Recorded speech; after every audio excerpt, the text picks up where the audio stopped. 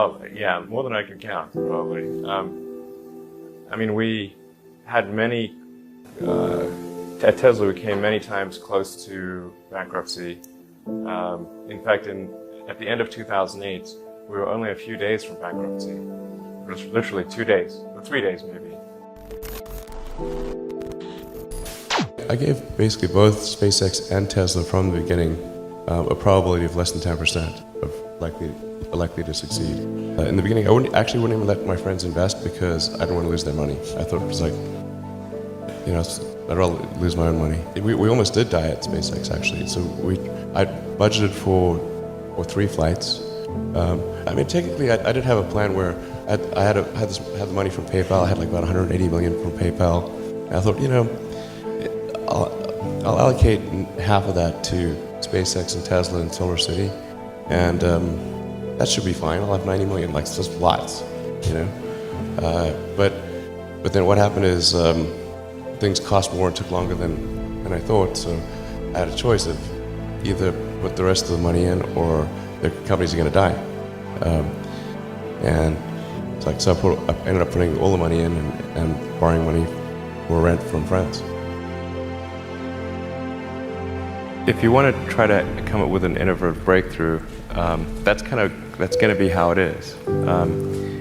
Anything which is significantly innovative is going to come with a significant risk of failure. You've got to take big chances in order for the potential for a big positive outcome. If the outcome is exciting enough, then taking a big risk is worthwhile. Yeah. That's really how I approach it. But then once executing down a path, I actually do my absolute best to reduce risk, you know, or to improve another way of saying it, to improve the probability of success, because when you try to do something that is very, very risky, that you have to spend a lot of effort trying to reduce that risk as you embark down that path. I mean, I think I'm kind of constitutionally just geared to just keep going. I don't know. It's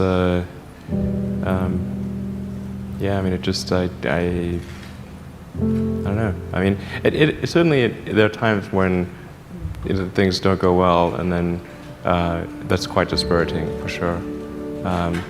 And so then it's difficult to proceed with the same level of enthusiasm. But I do think the things that we're doing are you know, pretty important to the future. And if we don't succeed, then you know it's not clear what other things would succeed. And if we don't succeed, then we will be certainly pointed to as a reason why people shouldn't even try for these things. So I think it's important that we do whatever is necessary to keep going. So how do you keep your focus on the big picture when you're constantly faced with, we could be out of business in a month? Well, it's just a very small percentage of mental energy is on the big picture. Like you know where you're generally heading for, and the actual path is going to be some sort of zigzaggy thing in that direction.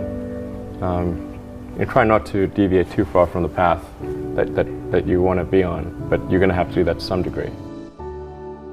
I think successful entrepreneurs probably come in all sizes, shapes, and flavors. An obsessive nature with respect to the quality of the product is very important. Even if you're the best, there's always a chance of failure. So I think it's important that you really like whatever you're doing. If you don't like it, life is too short. If you like what you're doing, you think about it even when you're not working. I mean, it's something that your mind is drawn to. And if you don't like it, you just really can't make it work, I think. A lot of times people think like creating a company is going to be fun. I would say it's not. It's really not that fun. I mean, there are periods of fun, and there are periods of where it's just awful. And particularly if you're the CEO of the company, you actually have a distillation of all the worst problems in the company. There's no point in spending your time on things that are going right. So you only spend your time on things that are going wrong.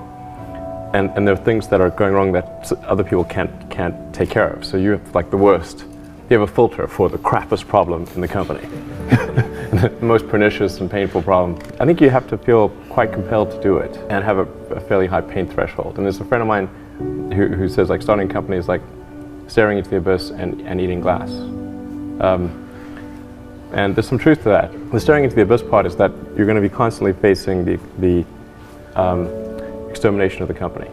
Because most startups fail. It's like 90%, arguably 99%.